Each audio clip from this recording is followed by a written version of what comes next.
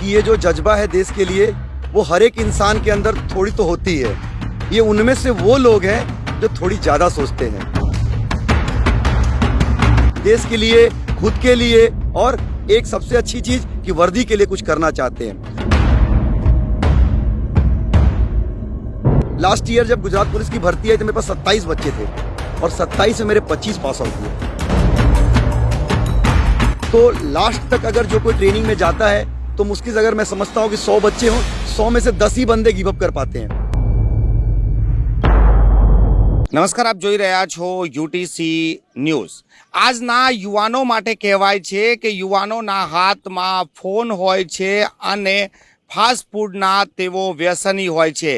યુવાઓ મોડા સુધી ઊંઘતા હોય છે અને રાત્રે જાગતા હોય છે, પરંતુ આજે જે જગ્યા પર અમે આવ્યા છે તમારી ધારણા બદલાઈ જશે। આ વડોદરાનું જ મેદાન છે અને અહીં આગળ યુવાનો 5 વાગ્યાથી ફિઝિકલ ટ્રેનિંગ કરી રહ્યા છે। ગુજરાતના યુવાનો માટે એવું પણ કહેવાય છે કે તેઓ જે ફિઝિકલ જે ફિટનેસ હોય છે તેમાં ક્યાંક ને ક્યાંક પાછળ હોય છે।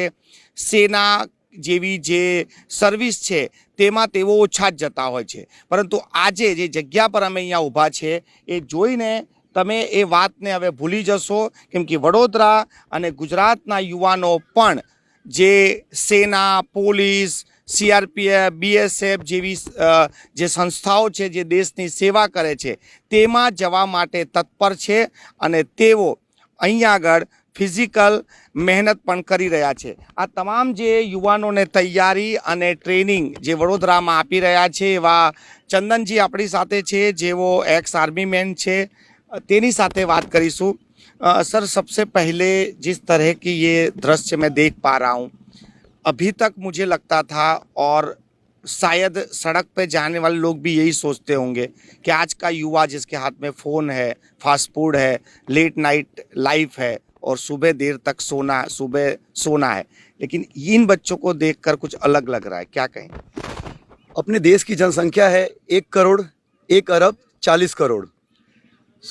मेरा ऐसा कहना है और मेरा ऐसा मानना है कि ये जो जज्बा है देश के लिए वो हर एक इंसान के अंदर थोड़ी तो होती है।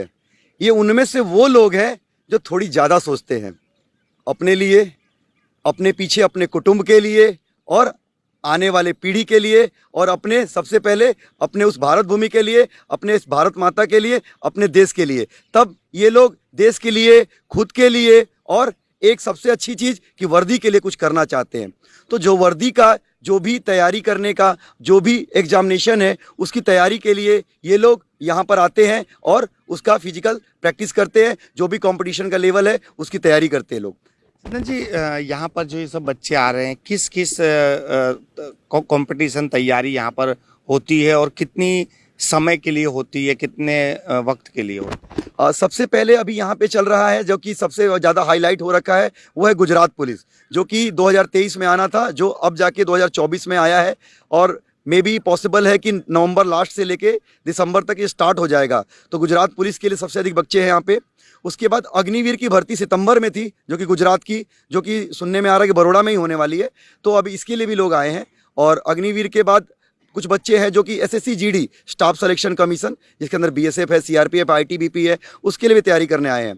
कुछ बच्चे अभी मेरे पास निकले हैं जो कि गुजरात फॉरेस्ट गार्ड के लिए निकले हैं। उसके अलावा कुछ सेना है, जैसे कि MP पुलिस के लिए हो गया, कुछ बिहार पुलिस से है, कुछ झारखंड पुलिस से भी बच्चे आए हैं। कुछ UP पुलिस के लिए भी तैयारी करने के लिए आते हैं। तो हर एक अलग जगह से भी बच्चे आते हैं और सबका मोटिव डिफेंस के लिए ही है। सर, मैंने जिस तरह शुरुआत की थी कि गुजरात के लिए ऐसा कहा जाता है, आप उत्तर प्रदेश से हैं, जब आप गुजरात नहीं आए थे तो वहाँ भी यही बातें हो रही होंगी कि गुजरात से जो है वो फिजिकल इतना नहीं है, वो बिजनेस माइंडेड है, बिजनेस कर लेते हैं, लेकिन वो फिजिकल इतने नहीं होते स्ट्रांग कि जो सेना में सरहद पर जा सके। इन बच्चों को देखकर क्या कुछ सोच बदली आप? सर, एक्चुअली मीडिया ने काफ़ी अच्छा सेना को प्रमोट किया है। अगर देखा जाए तो आने वाले समय में मीडिया ने बहुत प्रमोट किया, मूवीज़ के थ्रू, मीडिया चैनल्स के थ्रू, न्यूज़ के थ्रू जो सेना की छवि बनी है। सो उस छवि के कारण भी कुछ बच्चे आते हैं कि जो अंदर से उनको जज्बा आया कि मैं भी कुछ देश के लिए करूं। इस वर्दी का रंग बड़ा अच्छा है, इन लोगों को इज्जत बहुत अच्छी मिलती है। सो वर्दी वालों की इज्जत बहुत अच्छी है, तो इसके लिए भी लोगों में रुचि आई। कोविड के बाद लोगों को समझ में आया कि सरकारी नौकरी और प्राइवेट में अंतर क्या है।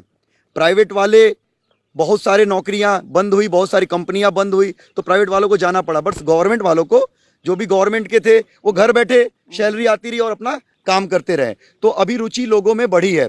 लास्ट ईयर अग्निवीर का गुजरात में 5 लाख फॉर्म गिरा था। 5 लाख फॉर्म में 284 लोग भर्ती हुए। इस साल गुजरात पुलिस के लिए 15 लाख फॉर्म डला है।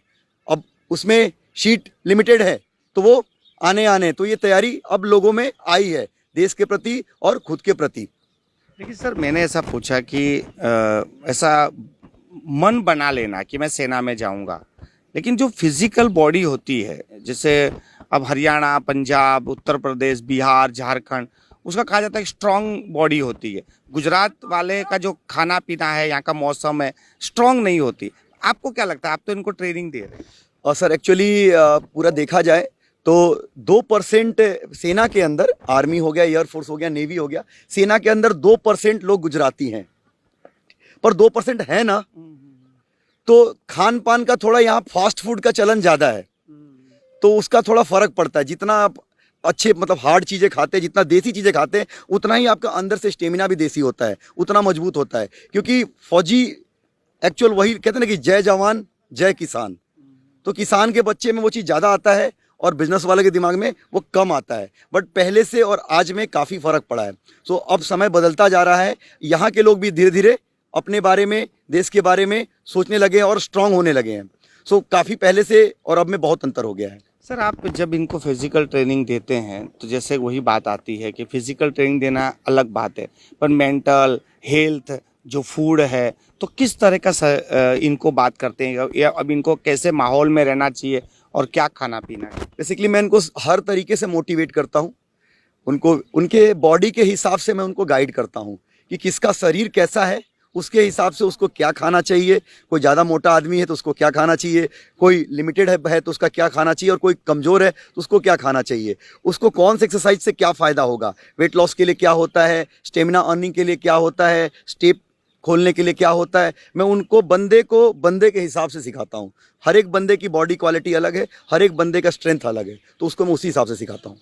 सर, जिस तरह से आपने कहा कि मीडिया या फिर आजकल जो सेना की फिल्में आ गई हैं, सर्जिकल स्ट्राइक आ गया, तो लोगों को मोटिवेशन आ जाता है। लेकिन आपको क्या लगता है कि जितने बच्चे यहाँ आते हैं, जो अभिभावक भी यहाँ लाते हैं कि हमारे बच्चे को ट्रेनिंग दो, तो वो जो सुन के आते हैं कि वो वर्दी अच्छी लगेगी, माहौल, लेकिन जब वो ट्रेनिंग सेशन से गुजरते हैं तो कितने % ऐसा होता है जो मन मक्कम करके लास्ट तक मेहनत कर लेते हैं? जब से मैंने स्टार्ट किया है तो मेरे को लगभग ये 4 साल हो गए। लगभग 2021 में मैंने स्टार्ट किया था, तो तब तक लगभग 4 साल होने जा रहा है। तो उस समय जब मैं स्टार्ट किया था तो मुझे घरों में से उठा उठा के लाना पड़ता था, जा जाके कि आप भेज दो ना अपने बच्चे को, कि तो वो कहते थे कि ठीक है सर मैं भेजता हूँ कल। वो कल फिर नहीं आता था, फिर मैं दोबारा जाता था। तो ऐसे कर करके मैंने लास्ट ईयर जब गुजरात पुलिस की भर्ती आई तो मेरे पास 27 बच्चे थे, और 27 में मेरे 25 पास आउट हुए। सो 2 ही बच्चे मेरे डाउन हुए थे, जिसमें से दोनों की गलती थी। वो दोनों भी मेरे पास थे, उन्होंने अपने पूरे राउंड, जहाँ राउंड लगाने थे 12, वो 11 रन लगा के खड़े थे और 5 मिनट टाइम बाकी था। उनको लगा मेरा 12 राउंड हो चुका था, तो ऑलमोस्ट मेरा सबके सब पास थे। उसके बाद मैंने इस चीज़ को समझा कि इनको अलग तरीके से समझाया जाए, अलग तरीके से मोटिवेट किया जाए। तो मैं हमेशा किसी ना किसी को बुलाता हूँ, कुछ ऐसे उपलब्धि लोगों को बुलाता हूँ जिन्होंने कुछ देश के लिए, खुद के लिए कुछ हासिल किया है, तो वो इनको मोटिवेट करते हैं। जब वो मोटिवेट करते हैं तो इसका फ़र्क पड़ता है, क्योंकि मैं तो रोज़ दिखता हूँ, फिर मैं उस तरीके से मोटिवेशन भी करता हूँ। तो लास्ट तक अगर जो कोई ट्रेनिंग में जाता है तो मुश्किल से, अगर मैं समझता हूँ कि 100 बच्चे हों, 100 में से 10 ही बंदे गिव अप कर पाते हैं। 90 को तो मैं सेट कर लेता हूँ, और 90 में से सर मैं ऊपर वाले कृपा से और जो उनके गार्जियन की सहानुभूति, मेरे पूर्वजों के आशीर्वाद से मेरा 60 से 70% का रिजल्ट हमेशा बना रहता है।